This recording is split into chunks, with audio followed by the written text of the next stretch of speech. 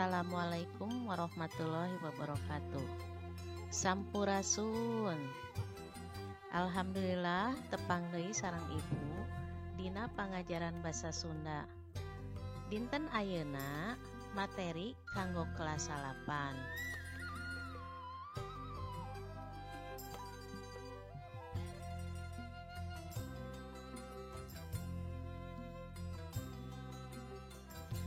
Materi basa Sunda kanggo kelas 8 diajengkeun di MTS atau UPI.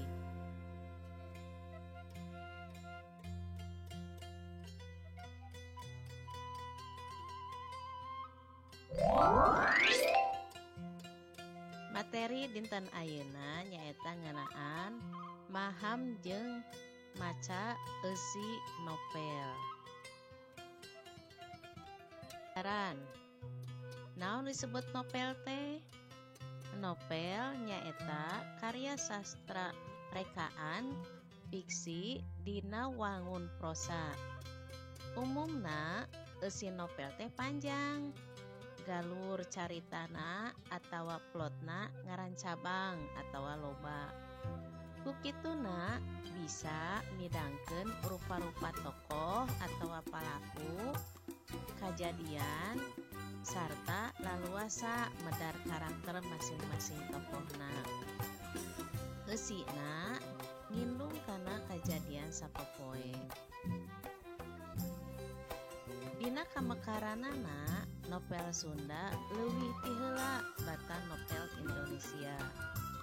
Novel pangheulana dina basa Sunda teh nyaeta Baruang Kanu Ngarora karangan Deka Ardiwinata dina taun 1814. Deka Ardiwinata sastrawan moyan samemeh perang. Ari novel dina basa Indonesia nu pangheulana terbit nyaeta Azab dan Sengsara karangan Merari Siregar dina taun 1820. Bedana oge genep taun sapandeurieun novel Sunda. Ayeuna ciri-ciri novel. Ciri novel nu kahiji wangunna prosa atawa fiksi nu caritana panjang. Nu kadua tokohna oge loba. Nu katilu kajadianna nu dicaritakeunana bisa rupa-rupa atawa ngaran cabang.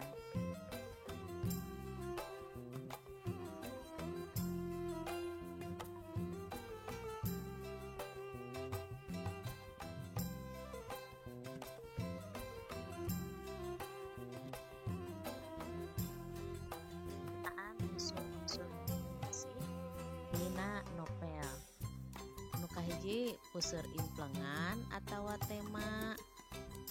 Nu disebut puseur implengan nyaeta jejer carita ti awal nepi ka akhir.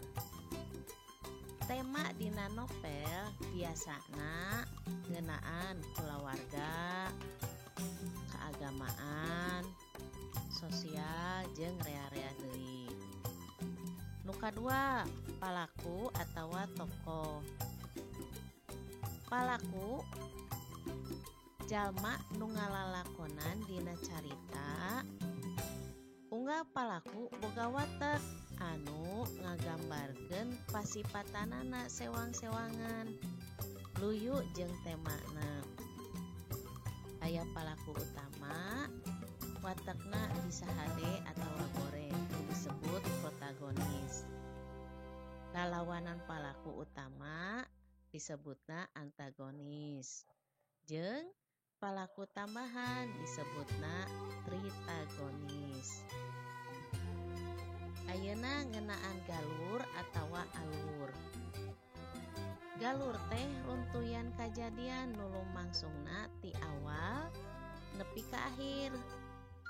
Galur dibagi tilu nyaeta galur merele atawa galur maju.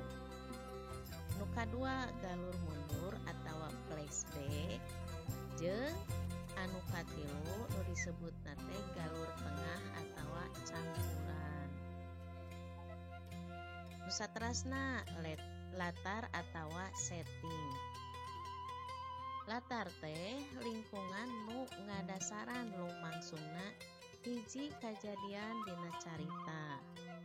Latar dibagi tilu, nyaeta latar waktu, tempat, jeung suasana. Nu saterasna sudut pandang atanapi point of view. Puseur sawangan teh atanapi sudut pandang teh ditilik tina carita bisa ngagunakeun gaya jalma nu kahiji nu disebut kuring, jalma kadua nu disebut manehna, atawa pangarang salaku nyaritakeun palaku-palaku caritana sok disebut oge gaya ngadalang. Nu terakhir amanat. Amanat teh pesen nu hayang ditepikeun pangarang ngaliwatan caritana nu maca bisa ditepikeun sacara langsung atawa tersurat ngaliwatan kalimah nu kapanggih dina pungkasan carita. Bisa oge sacara teu langsung atanapi tersirat ngaliwatan gemblengan carita. Tah eta ngeunaan unsur-unsur intrinsik dina novel. Nah di dieu aya contoh judul-judul novel Sunda. Ku ibu ngahaja ditinggalkeun sareng gambar-gambarna teu saukur ditulis. Mung sakitu pedaran di ibu kanggo kelas 8 materi ngeunaan novel. Hatur nuhun kana perhatosanana. Wassalamualaikum warahmatullahi wabarakatuh.